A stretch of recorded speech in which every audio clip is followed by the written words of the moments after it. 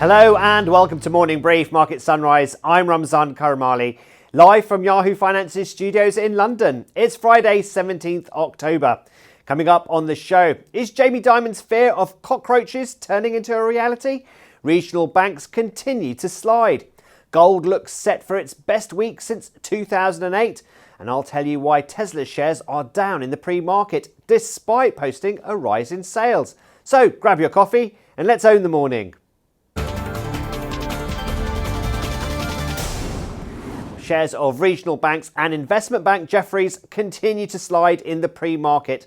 Fears are growing that there are some bad loans lurking on Wall Street. Yesterday, Zions Bank Corporation fell by over 13%, while Western Alliance and Jefferies both fell by over 10%.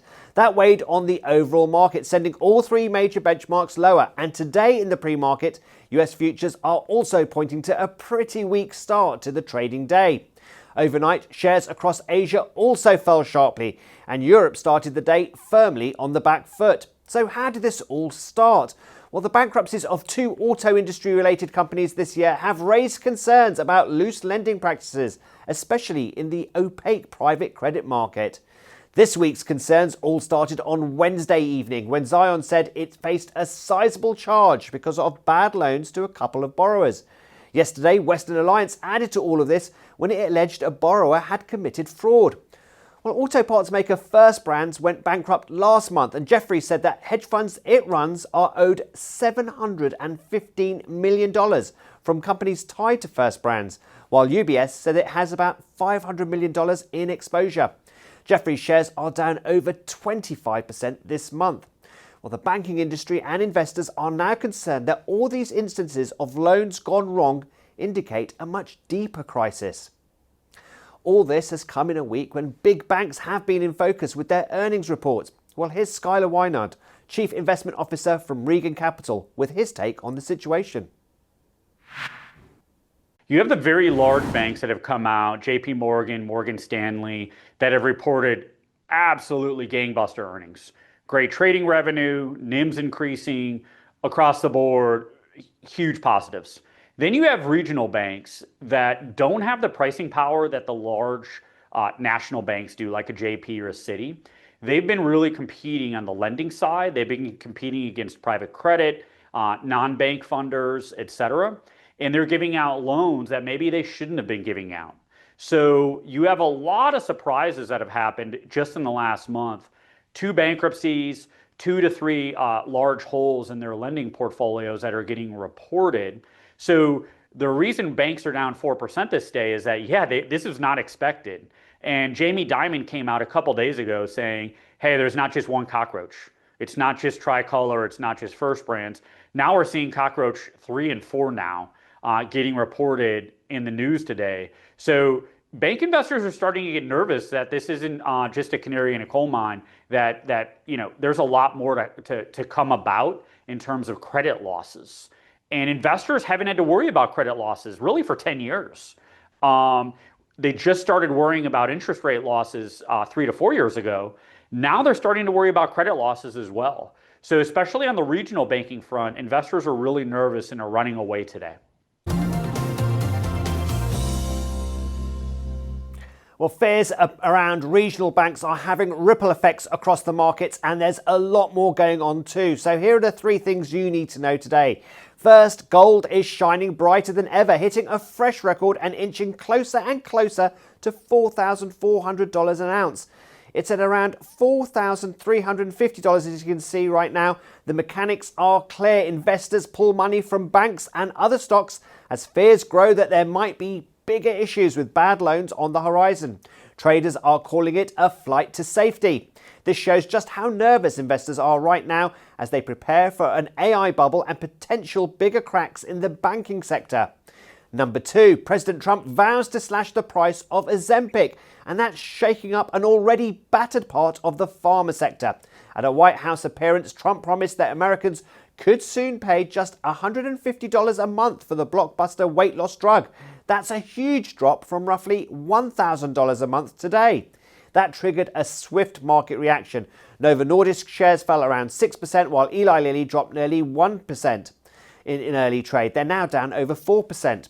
Now, both stocks have been seeing big swings under Trump, with Denmark's Novo Nordisk suffering heavy losses this year. While weight loss drugs are extremely popular, tariff threats and price caps have ratcheted up pressure. And a third thing to know, Goldman Sachs and JP Morgan are forecasting a decline in new jobless claims this week after last week's unexpected spike. They calculated claims for unemployment dropped to seasonally adjusted 217,000 for the week ending October 11th from 235,000 the prior week. The jobs market is in a delicate balance. A cooling jobs picture would support hopes for a rate cut later this year, but too much weakness could revive recession fears. And these numbers from the two banks are particularly closely watched right now as the shutdown continues. And the US government has stopped the normal processing of economic data, although individual states have continued to collect it. And the shutdown, according to Treasury estimates, is costing the US economy $15 billion a week. And yesterday, a Republican bill to end it failed in the Senate for a 10th time. So is there any sign the shutdown could come to an end? Well, who better to answer that than Yahoo Finance's Washington correspondent, Ben Werschkel, and he joins me now. Ben, thanks for joining us here on Market Sunrise. So, any sign that this shutdown could end soon? Hey, good morning, Ramzan. Yeah, I'm sorry to report that there aren't a lot of signs that this is going to end soon. I wrote a story this week about how people are talking about November as a time frame here for when this could be, which is of course more than 2 weeks away. Lawmakers aren't even in Washington today. They, as you mentioned, they had a 10th failed vote in the Senate, went home for the weekend. By the time they're back on Monday, we're going to be in day 20 of this shutdown, which puts it on pace to be nearly the second longest of all time. We did see some tentative steps this week, at least directionally, towards talks on these healthcare issues that are holding this up. Ideas of sort of maybe there'll be some talks for a future vote. Whether Democrats accept that remains very, very uncertain. One bit of news we're watching for today is a Trump promise to release a list of additional cuts he plans to make. He's talked about cutting what he calls Democrat programs to kind of increase the political pressure and cut the government, which is something he's wanted to do from the beginning. There was a court ruling this week that put a pause on some of his layoffs, at least for federal unionized workers. So that could put a crimp in either the announcement or his implementation there. But that's the developments we're seeing, sort of increasing political pressure on this, but both sides increasingly dug in. Do you think we're heading for the longest ever shutdown? I mean, November 4th, I believe, is when we would be in the longest. And there's a lot of conversation about how November is the time frame we're looking for here. There's a couple deadlines at the end of the month that could up the pressure. Military paychecks, Trump was able to pay them on the 15th, but they would be not paid on the 31st. Based on what we understand now about federal finances. There's also healthcare deadlines there. That's the open enrollment for these Obamacare programs. So you could see increasing pressure there, but that's not for a couple more weeks. So I think the 35 days is the record for the longest shutdown. That occurred in Trump's first term, so it's very much on the table. I think we're definitely headed for by next Tuesday we'll be in the second longest of all time. So I think we're definitely in the ballpark. Wow. And there are some sectors already starting to feel the pinch, aren't they? Yeah, for sure. So we're seeing some kind of scattered effects, interestingly, so far. Farming is a big one. Trump is pushing for a farm bailout that he needs to get done because of the trade war. That's on pause because of the shutdown. There's some talk that is a way that actually ends the shutdown. If there's some sort of deal where Congress can end the shutdown, get a farm bailout, get some of these healthcare subsidies, that's a possibility, but that's going to take weeks to pull together. Housing's another one. The government's very involved in housing, in sort of mortgages in certain corners of it. So some of those corners are frozen for the moment. Interestingly, some of the things we watch a lot for shutdown effects aren't as impacted, at least immediately. I mentioned the military paychecks. Trump was able to move money around and pay them on the 15th. So that released a big immediate pressure point. Another development yesterday was some TSA agents are going to get paid, apparently. Homeland Security Secretary Kristi Noem announced that some agents, ICE agents, TSA agents, they're going to try to pay them. That's always a big pressure point at airports. If TSA workers are being asked to work without pay, that's a real problem for them. So if some of that pressure is relieved, it doesn't. Maybe this pressure just builds up, and we're talking about it more in a couple weeks' time. But at least some of these initial economic effects are scattered. In addition, of course, to the economic data that we've been talking about since the beginning. We are going to get an inflation report next week, but otherwise, economic data is pretty frozen. Ben Werschkel, our political correspondent in Washington, many thanks for your thoughts. Okay, we're heading for a short break. When we're back, we'll be talking coffee. Our executive editor, Brian Sozzi's been speaking to the CEO of Starbucks. Stay tuned.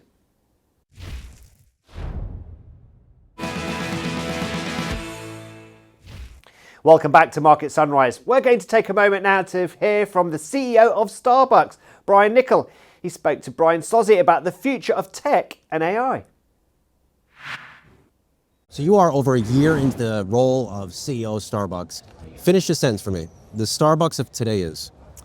You know, I think the Starbucks of today is getting back to being a great experience for customers. You know, we've switched away from, I think, being focused on efficiency and tasks and reoriented the business to being a great customer service company again. And that means personalization for, what's your drink, Brian? It is now the protein iced coffee. Okay. I mean, I go right out of my High Rocks training class, and now I'm having this protein drink. It's a little expensive. We'll take that in a little bit later, but still, it tastes good.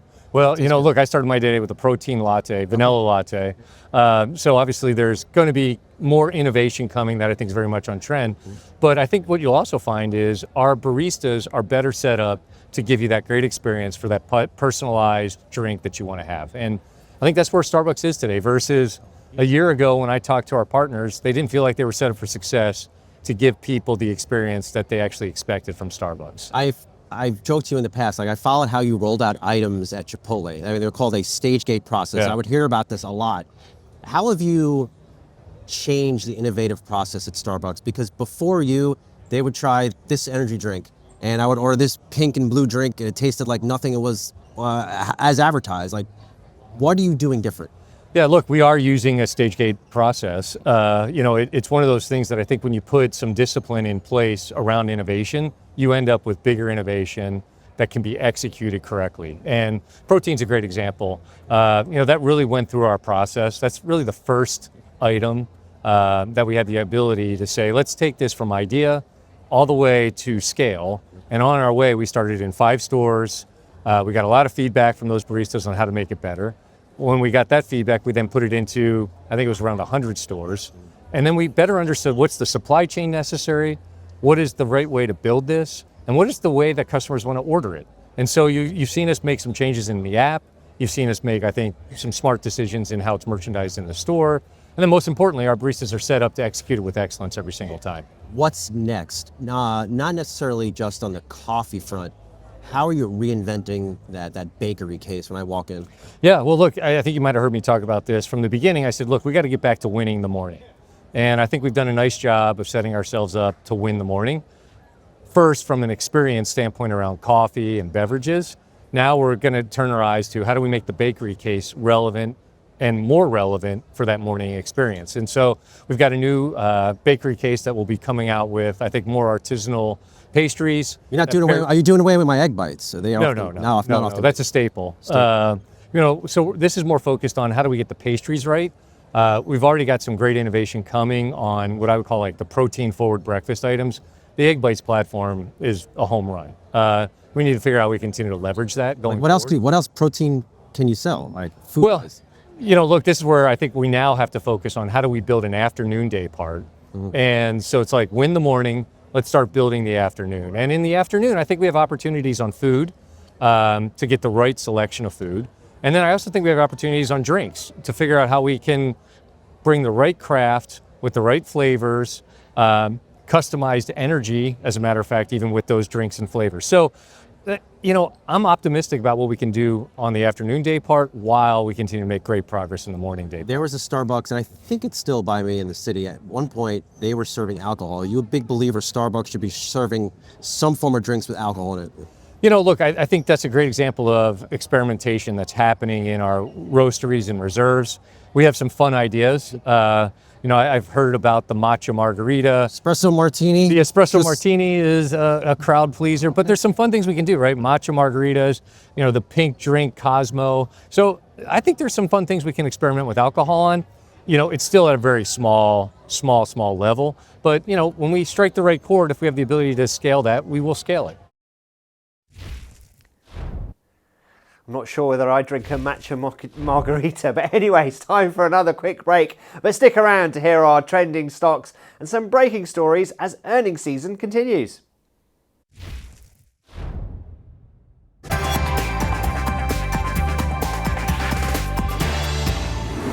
It's time now for today's trending tickers. We start with Tesla, which is continuing to fall in the pre-market after a tough session yesterday. Sentiment among investors is mixed, to say the least, following another bearing report from analysts at BNP Paribas yesterday, even as Tesla sold more cars last quarter as people were rushing to take advantage of the expiring tax credit. Tesla's valuation is based on Elon Musk's big promises for robots and AI, and for now those promises still haven't materialized into anything concrete. Next up, Nvidia, and this will be seen as a key indicator for the whole stock market today to see if fears around regional banks spill into the pillars of the AI boom. The world's largest company has shown strong performance in recent weeks despite headwinds from geopolitical tensions, but it's dropped more than 1.3% overnight. And of course, whatever happens to Nvidia today will have an outsized impact on the rest of the stock market. Now let's look at another tech giant, Meta. It's also in the red, and this follows the news from Bloomberg that Meta is close to clinching a $30 billion financing deal for a giant data center in central Louisiana. That huge funding may come from Morgan Stanley. And this morning, with everything that's happening with banks, some investors might be worried about the massive size of this project, which also involves Blue Owl Capital. On the other hand, a key partner of Meta is hitting new record highs. Today in Paris, EssilorLuxottica, the world's leading maker of glasses, posted a sales beat driven by the success of Meta's AI smart glasses. And if you've been following AI news, you will be interested in Micron. Shares in the US chipmaker were in the red in pre-market trading after Reuters reported that the US chipmaker plans to cease supplying server chips to data centers in China following a prolonged business slump linked to a 2023 government ban. China accounted for around 12% of Micron's total revenue in the last fiscal year. Okay, let's move on to quantum computing now. Very briefly, the key thing you need to know is that Rigetti, which has been driven by speculation around quantum computers, is in free fall in the pre-market after it already lost nearly 15% in yesterday's session. Investors are worried about weak fundamentals. And before we go, write down this name. It's a stock that's almost tripled in value in the past 24 hours. Praxis Precision Medicines was the #1 trending ticker on Yahoo Finance this Friday morning after the clinical stage biopharmaceutical company unveiled plans to raise more than $500 million through a public share offering. Okay, let's take a beat now to hear from Yusuf Mehdi, a Microsoft EVP, on the AI additions to Windows 11. I mean, this is probably one of the biggest changes we made to Windows, I'd say, in almost over 40 years, where the last time we had a big change, you had the mouse, and the mouse changed how you use Windows. Today, we're essentially enabling truly an AI PC for nearly 1 billion people. And what that means is really 3 things. One is now you can talk to your computer, and it will understand you and take action for you. Second thing is, big thing with AI is you have to give it context. You have to give it smart prompts. Now we have this feature called Copilot Vision, so it can see, if you choose to allow it, anything that you're doing, and then help you with that, whether it's trying to play a new game and tell you about the features of the game, or tech support. And lastly, it can act on your behalf. So like you take a bunch of photos, and it's got the those crazy file names or whatever. Now you can just say, hey, Windows, just automatically automate all those photos, give them a good name for my last vacation, and put them all into portrait mode. So it's a huge thing, and all you have to do is press the Copilot key on the keyboard or say, hey, Copilot, and you can do all of these amazing things starting today. Why is it important that, adding the vision and the voice kind of together, why is that so important? Why is that the big differentiator here? Yeah, this is a great point. So right now with AI, you basically have 2 things happening. You have all these chatbots like ChatGPT or Copilot going up, but people have to learn a new app. They have to learn, how to go about it and type context. The second phase, I think, is when it gets naturally integrated into what you do today. So for us, that's 1.6 billion Windows users. That's almost 1 billion Microsoft 365 users. And it's the combination of simplicity and power. The simplicity of just being able to talk just like we are now, and not even know exactly what I want, and then having the computer understand everything that I'm doing. That's what makes this magic happen. And so scenarios like I'm playing a game, right? We're playing Age of Empires, and I want to know which civ, for example, is best for water battles or land battles. Before I'd have to plow through the tech tree, not anymore. Thanksgiving, you're probably tech support for your family, right? Yeah. I was just the other day. Yeah, and now what happens with Copilot, we have a feature now where someone can talk to it and say, hey, show me how to do this. Show me how to set up a printer, or show me how to change my Spotify algorithm. And Copilot can see it, have a magic cursor, and point you to where to click to get things done. No more tech support for you, Dan, at Thanksgiving. Okay, we've got some earnings to give you that have just broken. American Express has reported earnings that beat expectations after unveiling the long-anticipated Platinum credit card refresh last month. Initial demand for the revamped card exceeded the firm's predictions, with US Platinum account acquisitions doubling from pre-refresh levels. The firm raised the lower end of its full-year guidance too.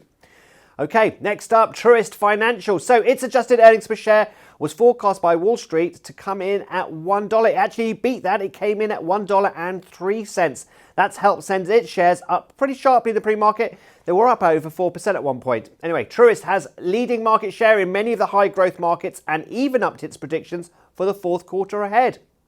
Okay, finally, Co-America. It's reported average deposits for the third quarter that met the average analyst estimate. Earnings per share came in at $1.35. That beat expectations. The street had been hoping for $1.29. Now remember, Fifth Third Bancorp is trying to buy Co-America for $10.9 billion, but shares down just slightly in the pre-market. Okay, before we go, let's check in on the markets. Let's start with Bitcoin. Now it's down again pretty sharply as well. That JP Morgan call, do you remember? I gave you a couple of weeks ago, 165,000 by the end of the year. Well, it's looking pretty optimistic right now. But remember, crypto is one of the more volatile assets out there. Down over nearly 5% right now, Bitcoin. Okay, let's check in on gold again quickly. And unlike crypto, well, it's really flying once again, over $4,335. Okay, let's turn to Asia markets now. And in the main, they followed on from Wall Street's pretty disappointing day yesterday. And a sea of red there, as you can see. The Hang Seng and the Shanghai Composites declines were their sharpest one-day falls since April. Hong Kong's main benchmark was dragged down by educational stocks, and also BYD shares were down by 4% as well. That's Tesla's main rival, remember. Okay, let's turn it over to Europe now. And markets are firmly in the red there as concerns over the banking sector reached the region here as well. Banking and defence stocks have been on the charge this year in Europe, but so far both are tumbling pretty sharply today as well. And finally, let's check in on how Wall Street might open.